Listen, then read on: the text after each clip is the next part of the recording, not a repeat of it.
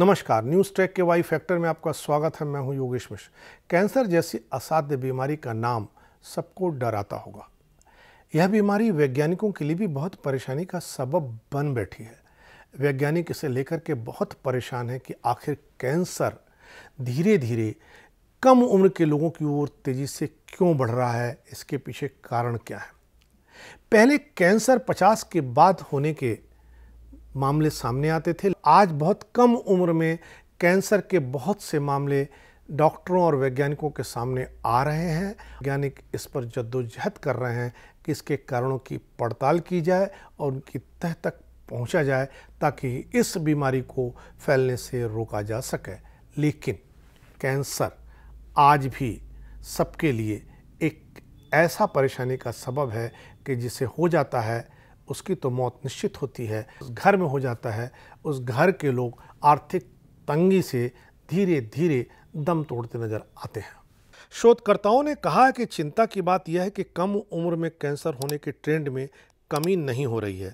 यह जोखिम प्रत्येक पीढ़ी के साथ बढ़ रहा है।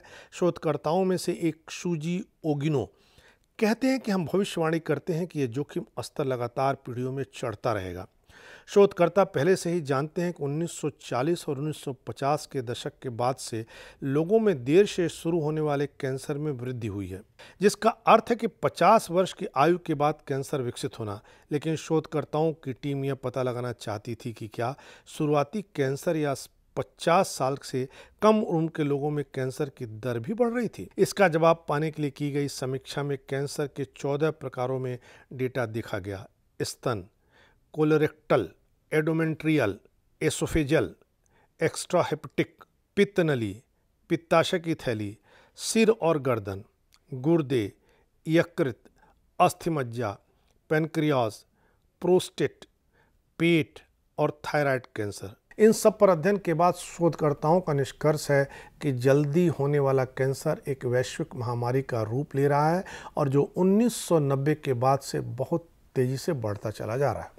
एक तर्क यह दिया जाता है कि कैंसर स्क्रीनिंग के व्यापक उपयोग ने कैंसर की बढ़ती पहचान दरों में योगदान दिया है। लेकिन शोधकर्ता टीम का कहना है कि यह अपने आप में पूरी तरह सही नहीं है, क्योंकि कैंसर उन देशों में भी बढ़ रहे हैं जिनके पास स्क्रीनिंग कार्यक्रम नहीं है। यह सच्चाई है कि हमारे जीवन में बहुत अधिक बदलाव आया है। हमारे खान पान में बदलाव आया है और वह भी डिब्बा बंद चीज़ों के खान पान के उद्योग के विकास के साथ तो और तेजी से आया है। इसके अलावा आहार, जीवन शैली, वजन, पर्यावरणीय जोखिम और माइक्रोबायोम का कॉम्बिनेशन भी हमारी ज़िंदगी से खेल कर रहा है। हार्वर्ड मेडिकल स्कूल के महामारी विज्ञानी टोमिटका उगाई बताते हैं कि जिन 14 प्रकार के कैंसर का उन्होंने अध्ययन किया, उनमें से 8 पाचन तंत्र से संबंधित थे। हम जो भोजन खाते हैं वह हमारे आंतों में सूक्ष्म जीवों को खिलाता है। आहार सीधे माइक्रोबायोम संरचना को प्रभावित करता है। अंततः यह परिवर्तन रोग के जोखिम और परिणामों को प्रभावित कर सकते हैं। अन्य जोखिम वाले कारकों में मिठास वाले पेय, टाइप 2 मधुमेह, मोटापा, गतिहीन जीवन शैली और शराब का सेवन शामिल है। आंकड़े बताते हैं कि 1950 के बाद से इन सब का उपयोग तेजी से हर परिवार और हर व्यक्ति के जीवन में बढ़ा है।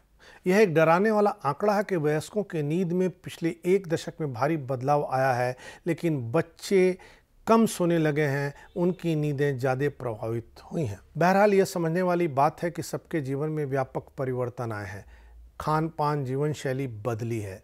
फिलहाल कोई एक समाधान किसी के पास नहीं है और कैंसर जैसी असाध्य बीमारी का समाधान तो कुछ डॉक्टरों ने, कुछ संस्थाओं ने फर्स्ट स्टेज पर निकाल लिया है, लेकिन उसके बाद तो कोई दवा कारगर नहीं होती है।